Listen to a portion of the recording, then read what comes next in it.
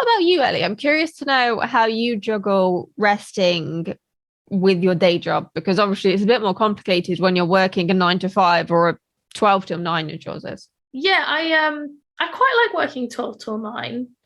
Obviously I work from home, so that makes life a bit easier. I can get stuff done in the mornings if I need to, but I tend to schedule rest for my days off. So like instead of setting an alarm for 8 or 9 o'clock whenever I normally get up, and getting up and doing things, I will not set an alarm on my day off.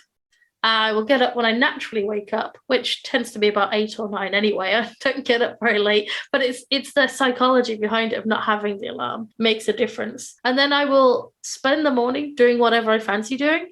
So instead of getting up and going to the allotment or cleaning the lounge or finish painting the bathroom, which I still haven't done, I allow myself that time to do whatever I'm in the mood for. So sometimes that's a bit of PlayStation, sometimes that's just reading and Frankie snuggles on the sofa.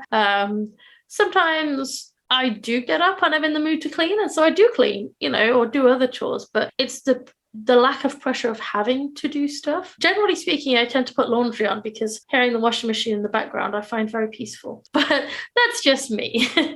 But if I don't set that time to do nothing, I would feel guilty for not doing anything. So it's allowing myself the time to just sit around if I want to sit around, to spend 2 hours on TikTok if I really want to spend 2 hours on TikTok. That freedom is what I find very restful, and not forcing myself to do something that, yes, I do need to do, but it can wait.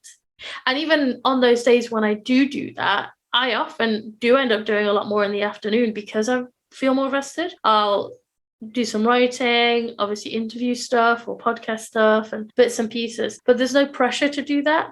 I also spend time at the allotment, which sounds like hard work because it is, doing a lot of hard labor and digging and this and that, but it's very peaceful there. It's obviously very green there. Generally speaking, it's very quiet if I go there during the day when kids are at school and stuff. I like to listen to music when I'm there sometimes, or my audiobook, but occasionally I just listen to the sound of the birds and the wind and just, I never rush at the allotment. I do everything at a snail's pace, and just it can be very relaxing even though I'm doing work there, because it's not work that necessarily requires brain power. It's work that's moving this there, moving that here, dig up those weeds. It's tactile stuff generally, but it's not brain power stuff. So it's still a break from the day job or the writing or the podcast stuff. So it's a breaking the cycle, as I keep saying.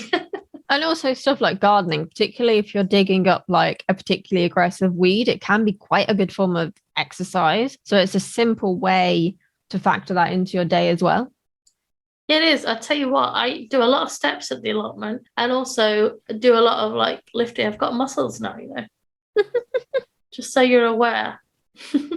What about if someone is really short on time, though? How can they factor rest in if they feel like they already never stop when they're awake? So rest becomes something else to add to that to-do list. Yeah, I totally get that because I've definitely been in that position. I would say start with 10 minutes. I know we say that about a lot of things, but generally speaking, you can find 10 minutes in a day to start with. Even if you have a million responsibilities, which I know a lot of people do, you got a lot of stuff to be doing, people to be taking care of and whatnot, you deserve at least 10 minutes in a day just to yourself.